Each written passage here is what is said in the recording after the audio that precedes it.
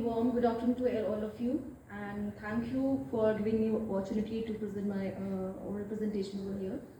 So today, this is Dr. Barkha Shakya from Department of Zoology, Section of Genetics, AMU, and I'm going to give my oral presentation on Drosophila melanogaster, a promising model to detect neurotoxicity and changes in life cycle parameters when exposed to ericoline. So first of all, let me tell you what is ericoline.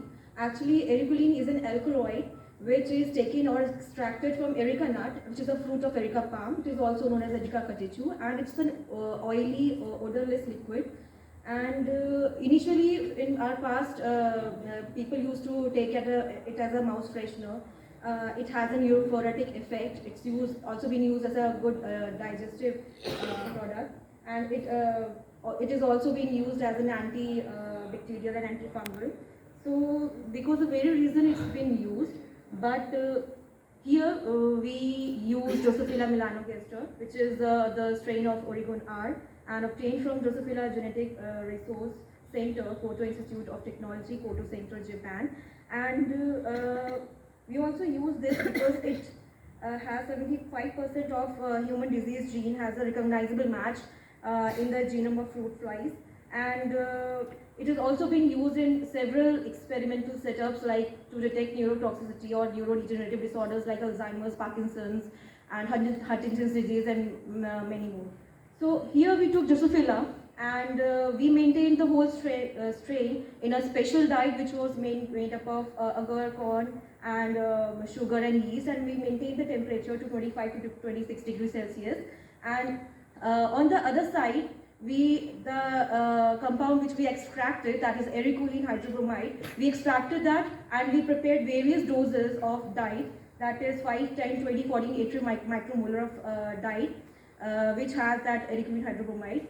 And we took newly eclosed Drosophila flies and we allowed those newly emerged flies into that dye, which was having various doses of ericoline. And after 5 days, we prepared homogenate of the male heads of those flies, and we further performed various experiments like climbing assays, activity pattern, glutathione content, and various lipid peroxidation assays like protein carbonyl content, glycolytic esterase, monoamine. Also, we try to detect what is the effect on apoptosis, like caspase activities, caspase 9 dry syndrome, apoptotic index. Also, we studied the effect on pupation and emergence of flies. We also studied what kind of difference is there, or what is the lifespan, impact on lifespan, as well as phenotypic analysis on eye. Further, we also here try to study the preliminary test, which is like we take a vial which is of 10.5 centimeter, and we mark that vial up to 8 centimeter. We took near about 10 flies per vial, and we took 3 replicates per group. And we, after acclimatizing those flies, we tap that vial and we try to find out that how many flies are crossing that mark of 8 centimeter in 10 seconds. So with this, we found that as the dose of ericoline is increasing, the activity of flies or the climbing activities is decreasing.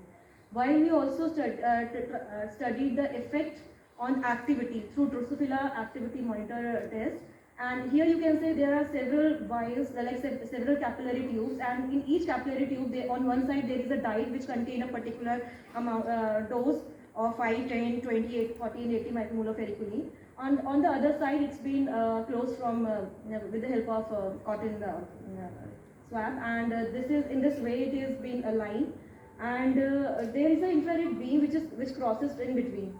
So whenever fly moves to and fro, this infrared beam is there's an interruption, and this activity is recorded through a software, that is Actogram J software. And with this, we found that initially in 5-10 micromolar of ericoline, there was not such changes we found in the activity of Drosophila. But as the dose of ericoline is increasing, we found, look here, that in the highest dose of ericoline, the activity of Drosophila is decreasing in a dose-dependent manner as compared to control. Further, when we studied glutathione content, the glutathione activity, we found that it is decreasing in a dose-dependent manner, while with the glutathione S transferase, lipid peroxidation, and protein carbonate content were found to be increasing as the dose of ergocolline is increasing. Further, the activity of acetylcholine esterase is decreasing, while the monoamine oxidase is increasing. On the other side, we also studied the effect of ergocolline on neuronal cells of Drosophila, that is the brain cells of Drosophila, and there are several apoptotic cells, that is, as we can see, these are red apoptotic cells, which were maximum in the highest dose of ergocolline as compared to control and various other lower doses of ergocolline. So it shows that yes, it is showing degenerative effect on neurological cells.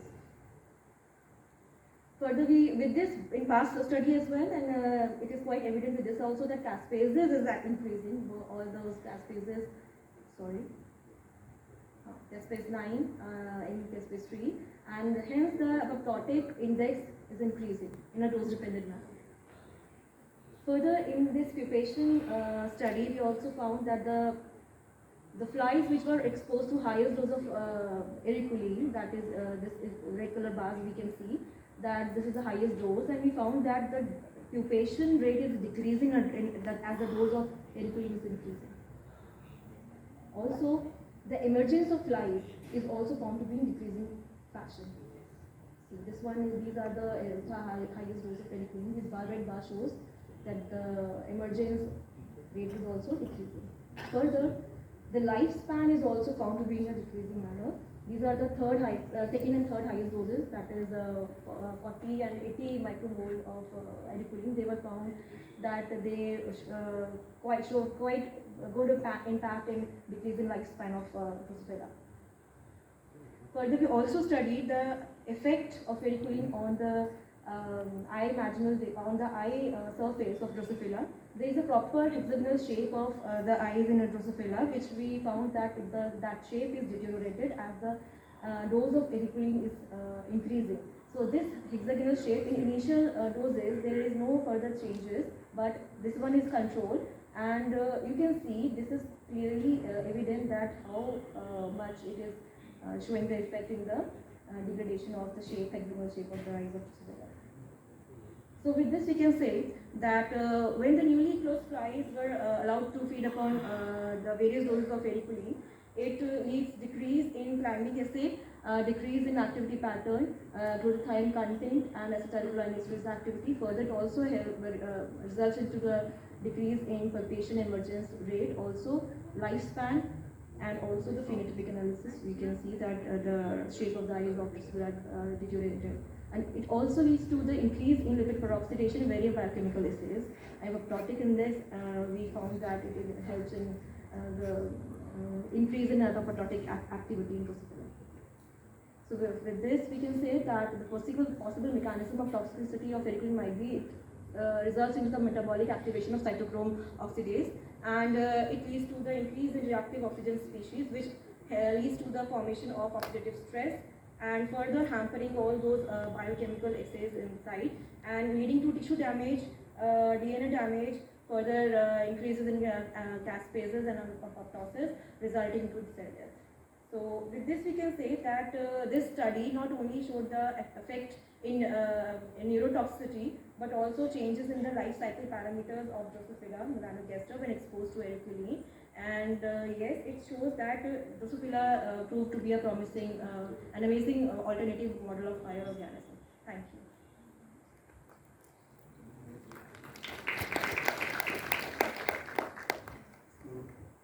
Questions from the audience, please.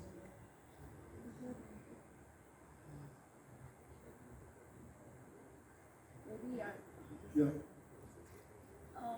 Since you have demonstrated the apoptotic activity of ergocolline, and you have shown that it is a very potent drug which can cause cell death, do you think it can have possible applications as a strong anti-cancer agent? Sorry, pardon? Do you think it can have possible application as a strong anti-cancer agent?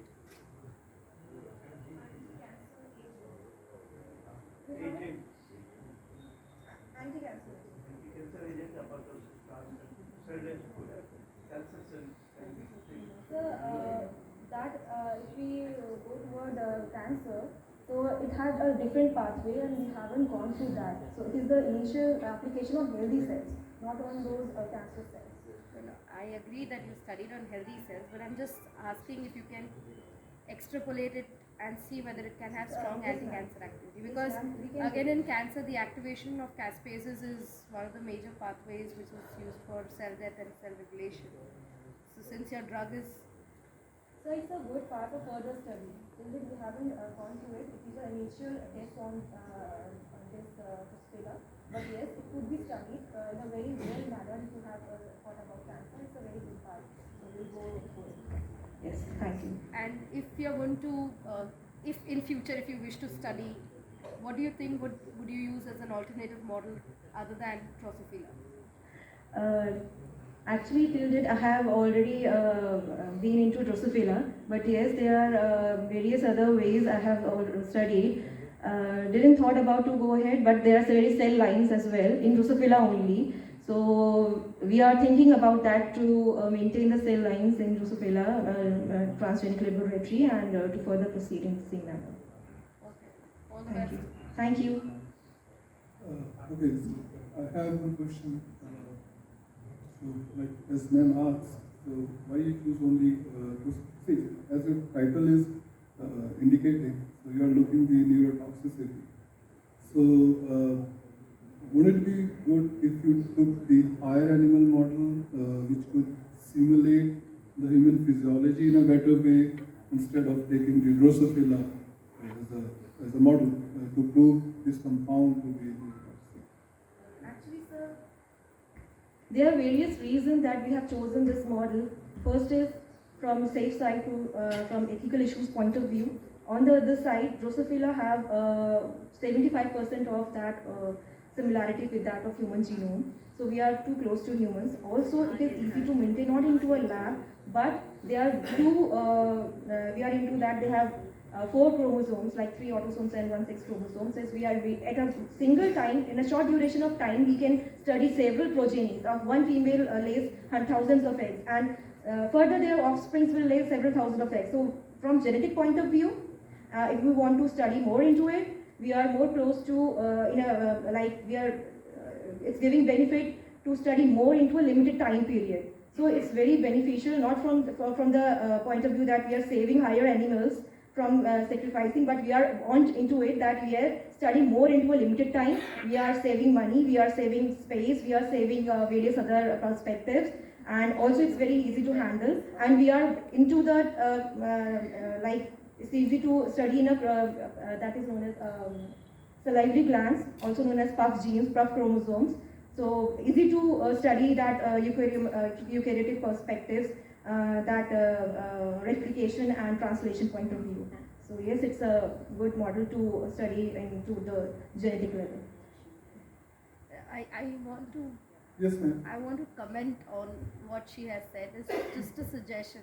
Yes, If you're ma'am. looking from the genetic constituent point of view, then you have mouse cell lines which are 98% close to humans in genetic constitution, much more in close contact with the human genetic system. So if you're talking from the genetic point of view, then definitely this is not the model you should have studied for. We already have 2D and 3D models on mouse cell lines, even on human cell lines, which are very close to replication of what Sir said, of coming very close to the physiology of a particular disease. So yes, I would beg to differ on that aspect, that there is genetic closeness, because I think Savita also very clearly told in her presentation that genetic closeness will not mean that we are genetically identical. Yeah. So, or physiologically behave in the similar way. So there's a lot of difference on that front. But yes, what you should have focused on was the developmental aspect, which we'll not be able to study in higher models, which is very easy to study in a Drosophila, because you can see it live developing in front of your eyes. So Yes, ma'am. focus on the developmental aspect of the disease through the stage of growth, rather than Yes, ma'am. genetic homogeneity or genetic closeness, because scientifically that doesn't validate what you say. Yes, ma'am. So that is just my opinion. Thank you, ma'am, for the suggestions. Sorry. Aracolin sulfurides of areca attached. So, do you think that there is any chance that it will cause neurotoxicity? Because mostly it is associated with Barkha Shakya Yes. and oral cancer, Upper respiratory tract. reports on colon cancer. Yes. Yes. But neurotoxicity, I think, do you have any human data where the consumption of areca was human data? Yes, sir. Do you have any? Sir, I where have. it is shown that the population consuming Sir, areca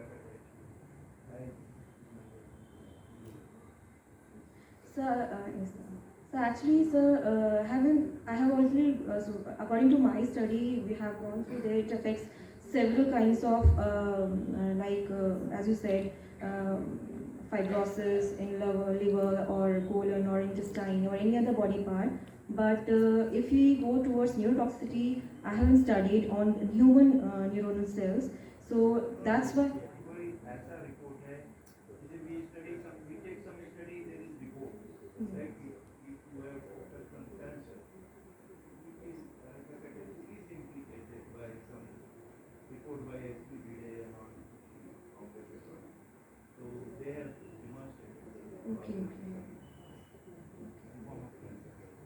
So but you are on zero. So कोई ऐसा doctors ने Indians because those one No, sir.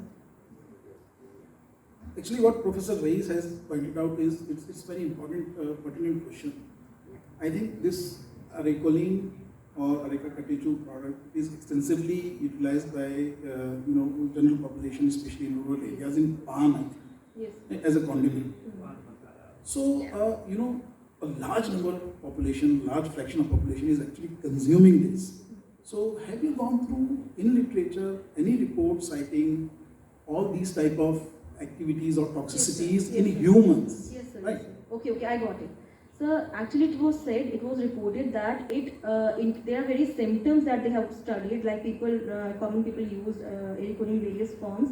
That it increases their activity or it acts as a sedative or somewhere. Various reports gives various results. So there is a confusion whether it is into that progressive way in a neurological study or it is against it. So to confirm what we should do, we use that product in Drosophila to find out that what are the biological aspects we can go through and take out that which pathway it is hampering and what are the results we are getting through.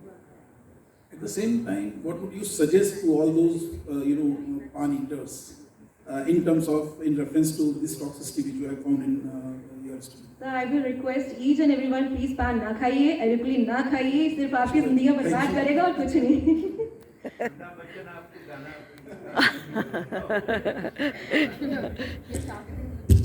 Okay, thank you so much. So it looks only in singing only.